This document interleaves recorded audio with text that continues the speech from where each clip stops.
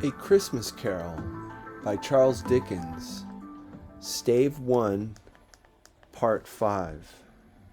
Scrooge's Home. Scrooge took his melancholy dinner in his usual melancholy tavern and went home to bed. He lived in chambers which had once belonged to his deceased partner.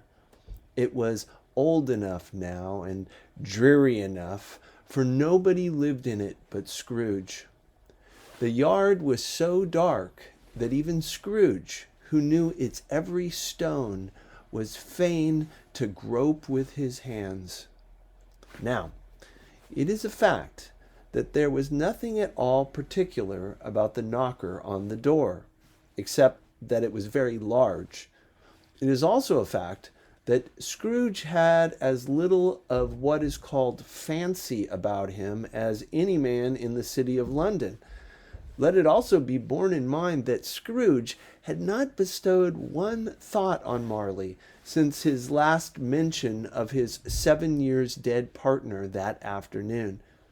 And then let any man explain to me, if he can, how it happened that Scrooge, having his key in the lock of the door, saw in the knocker, without its undergoing any intermediate process of change, not a knocker, but Marley's face. Marley's face.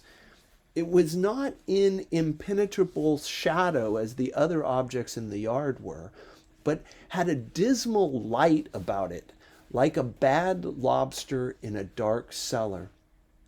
It was not angry or ferocious, but looked at Scrooge as Marley used to look, with ghostly spectacles turned up on its ghostly forehead.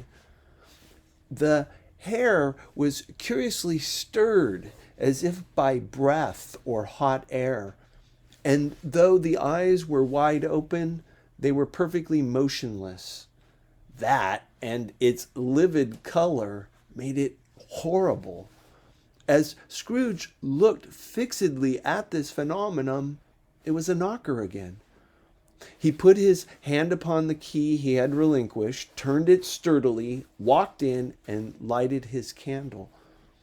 He did pause with a moment's irresolution before he shut the door, and he did look cautiously behind it first, as if he half expected to be terrified with the sight of Marley's pigtail sticking out into the hall. But there was nothing on the back of the door, except the screws and nuts that held the knocker on. So he said, "Pooh," and closed it with a bang. The sound resounded through the house like thunder. Every room above and every cask in the wine merchant's cellars below appeared to have a separate peal of echoes of its own. Scrooge was not a man to be frightened by echoes. He fastened the door and walked across the hall and up the stairs, slowly too, trimming his candle as he went. Scrooge thought he saw a locomotive hearse going on before him in the gloom. Half a dozen gas lamps out in the street wouldn't have lighted the entry too well, so you may suppose that it was pretty dark with Scrooge's dip. Up Scrooge went, not caring a button for that. Darkness is cheap, and Scrooge liked it. But before he shut his heavy door, he walked through his rooms to see that all was right. Sitting room, bedroom, lumber room, all as they should be. Nobody under the table, nobody under the sofa, nobody under the bed, nobody in the closet, nobody in his dressing gown, which was hanging up in a suspicious attitude against the wall. Quite satisfied, he closed his door and locked himself in. Double locked himself in, which was not his custom. Thus, secured against surprise, he took off his cravat, put on his dressing gown and slippers and his nightcap, and sat down before the fire to take his gruel.